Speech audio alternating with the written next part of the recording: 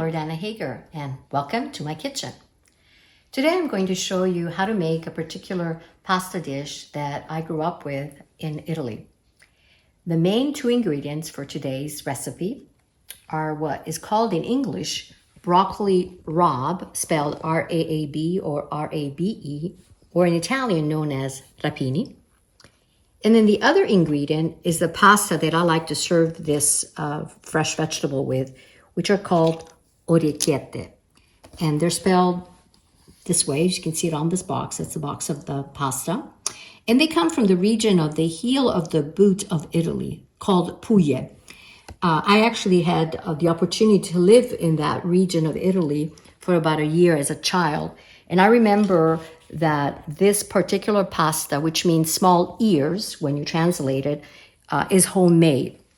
We are not going to be making this pasta today. It's already bought, but it will be the ingredient that will go along with the rapini. The other ingredients that I want to show you here that hopefully you will have in your kitchen are a couple of cloves of garlic, some red pepper flakes, some salt, extra virgin olive oil, a pan, and a pot where we're going to cook the pasta in. So before we get started, I do want to show you a special place where I have found this wonderful rapini that I'm going to be using in today's recipe. Follow me.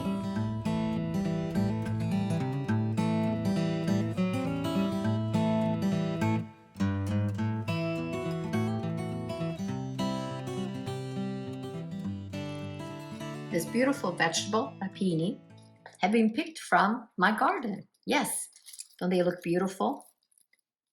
You can find these in the grocery store, and they'll be sold in small bunches, though sometimes I've had a hard time finding them, and that's why my husband suggested we grow them ourselves. And so we planted these, and they do quite well, and they're available late winter, early spring. You can see there's quite a bit.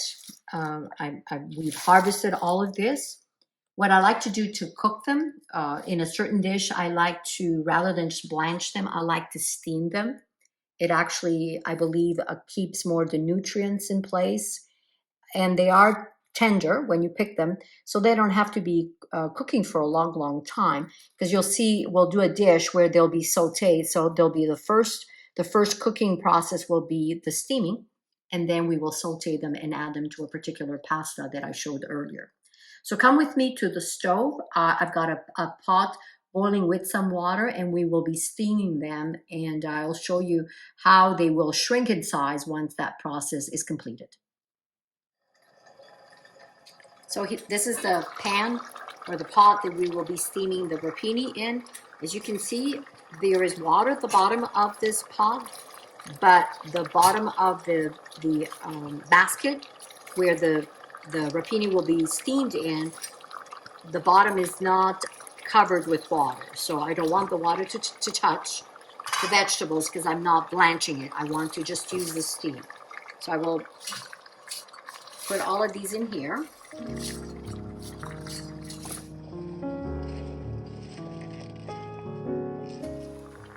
I'm going to cover the pot with the lid so it will get them to shrink in size very quickly as they steam.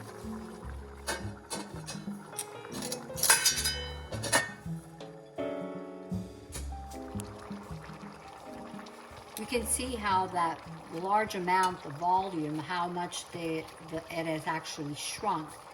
So again, the steaming was to get them soft. I'm ready to turn this off, and I will take them out.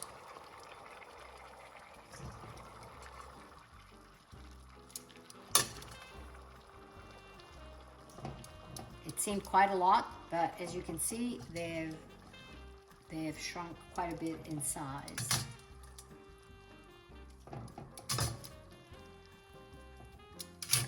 The color has been maintained. You'll see it's a very bright green, and we want to do that because all the nutrients are in that leafy part, and by steaming them, we are maintaining that.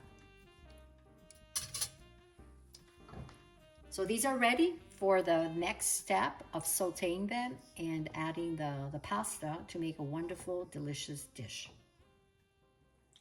While the pasta is cooking and the oil is getting heated up, we're gonna start adding some garlic. I mentioned earlier we'll need a couple of cloves. What I like to do with the garlic after I've removed the outer peel is just flatten it out with a large knife. Be careful not to get cut with it. That's why I use a large knife. As you can see, it's been smashed, and I'm gonna take it and put it in the pan here. What I like to do is I like to flavor the oil with this garlic. So you don't want it to get too brown, and I don't particularly want to leave it in there because I don't want anybody getting a bite of this garlic as they eat this dish.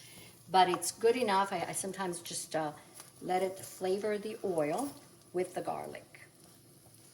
Sometimes if you don't have any fresh garlic cloves, sometimes cheat and just use the garlic powder, and it's a little harder though to know how much to add, but this is really, it beats that garlic powder. You always want to use the fresh garlic. As you see, it's starting to turn a little bit brown, so I'm just going to give it maybe another 30 seconds or so, and then I will remove it because I know that the oil is getting hot now.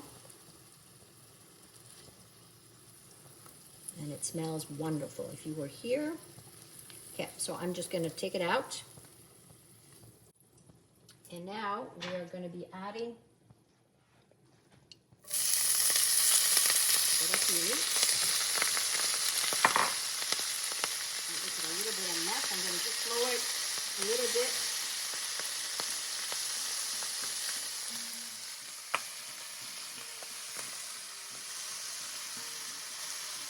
And then we'll add some salt.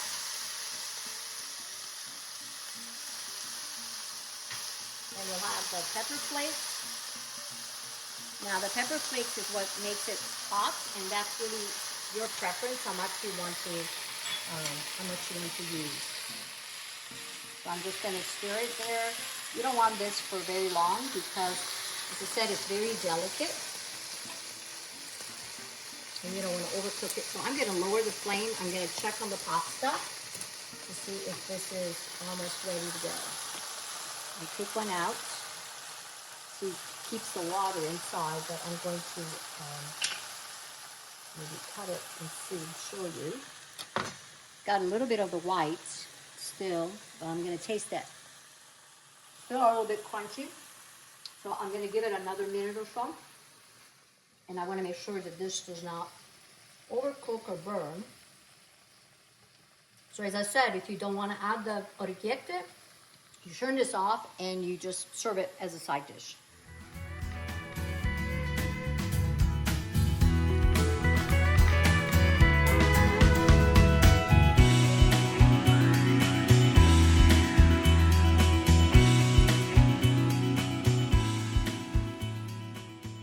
So it's been cooking there for about 10-11 minutes, and I've tasted one again. I wanted to show you I've split one in half, and you can't see any really white in there. And I've tasted it. It's not soft, but it's not crunchy, so I know it's reached the al dente level. And I want it to be al dente because it's going to be added to the rapini, so I don't want it to be overcooked. I'm going to take this to the sink and drain the water. Since the orecchiette have been cooked al dente, I'm going to try to get rid of some of the water.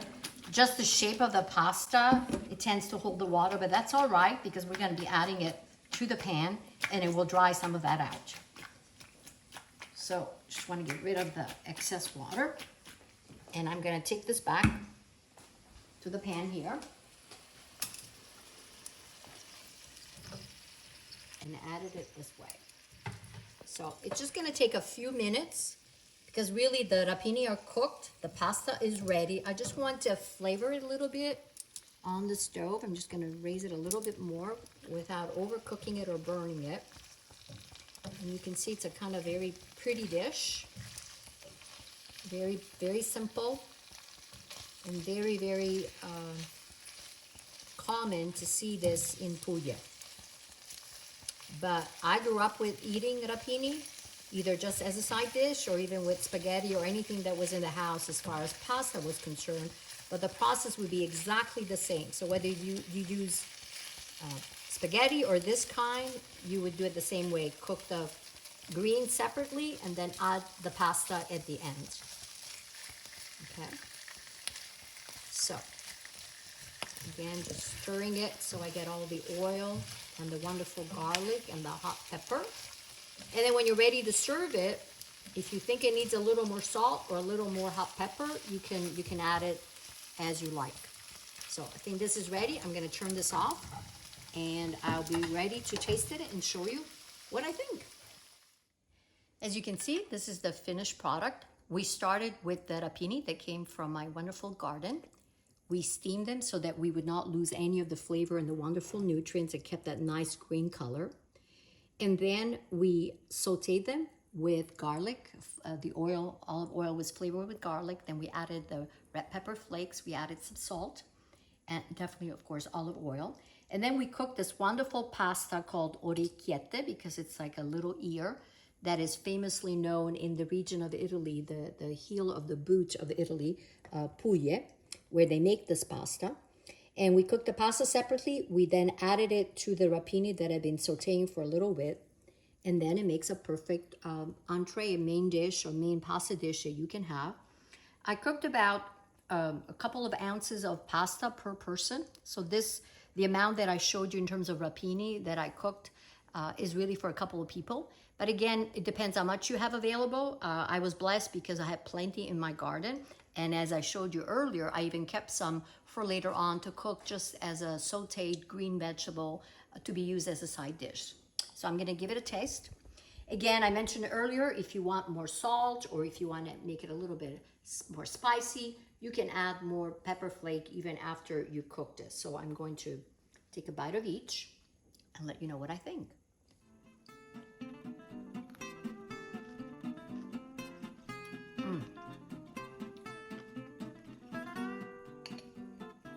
This is really, really, really good.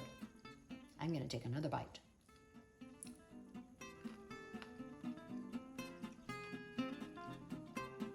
Wonderful, very, very simple dish, very few ingredients, but the freshness of the vegetables and the wonderful, unique flavor of the pasta comes through. Hope you all tried this dish and let me know how it goes. Enjoy it. È delizioso. Ciao.